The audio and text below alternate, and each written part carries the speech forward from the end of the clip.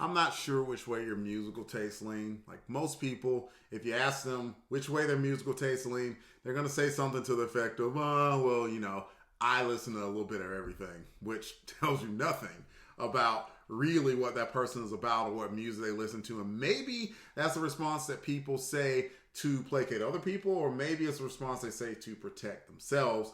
Because if you think about it, music is just an extension of your soul. It is something that you listen to, and you're listening to it to provoke some sort of emotion. Whatever you're feeling at that moment. And maybe the music that you listen to overall is a music, if you could take the totality of the music and mash it up into this thing, it would probably resemble something that looked like you. Because like these are things and musical genres that you keep gravitating to for whatever reason. Like, I'm not going to listen to a bunch of polka, but at the same time, if you put polka in front of me and say, hey, this polka album I really like, and could you give it a listen? I'd say, yeah, why not? And the reason why I would is because somebody would have been thoughtful enough to tell me a little bit about themselves in the form of music, and so maybe I can listen to it, and maybe I can get some enjoyment out of it myself, and maybe I can get some enjoyment or some learning about that person that I've talked to. And that's taken me a lot of different places because I've been fortunate. I have a decent amount of people who I can call friends, and I've been exposed to a lot of different music as a result of that. And that kind of leads me to the band I want to talk about now. They're called Sleep Token. I heard Sleep Token a little bit before I went to the Blue Ridge Rock Festival in Alton, Virginia, September of 2000, this year, 22. And something about their sound just kind of captured my ear. And I was just kind of texting my buddy Phil. I was like, I kind of like their sound. And they're like, well, they're going to be at Blue Fest. I'm like, really? He was like, yep. And sure enough, they were kind of an early act at Blue Ridge, like either midnight, either noon or 12:30.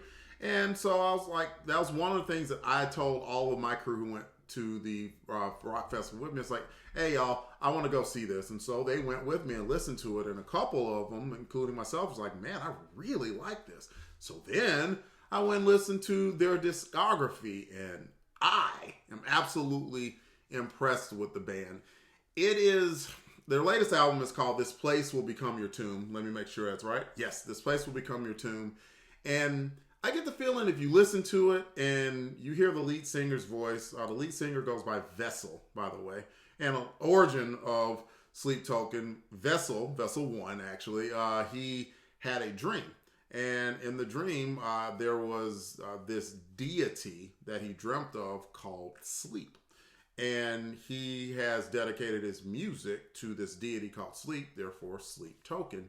And the music ranges from melodic. There's a song on their previous album called Sundowning, and the song is called Gods, where it is as mellow as it gets. He is metal as it gets. He is screaming. And, there's that. And then the very next song called Sugar, is as melodic as it goes, but then it throws a rock element into it. Talking about their latest album, This Place Will Become Your Tomb, like the number one song on it is Alkaline. And I was over at my buddy Patrick's place, and I was telling him about how I like this band, Sleep Token. And Patrick's a pretty notorious sell. And overall, he didn't really dig like the band, but their videos are also very involved and artistic. And sure enough, like this video of Alkaline, like between the music weaving in and the video, which almost played out like a mini horror movie. Oh, it captured his attention. It was one of those where, you're kind of casually watching, and then like for whatever reason, something about it just hits you, and he kind of stopped and sat up and kind of just turned and leaned in like, I'm interested in this. I'm like, I got him. That's good. I got him.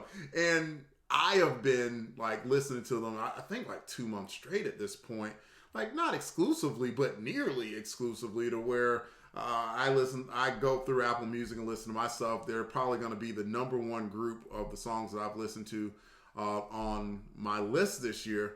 And there's just something about the group that captures me. For whatever reason, they sound better at night. Like, I've listened to them during the day. They're good during the day, but something about night just hits a little bit different.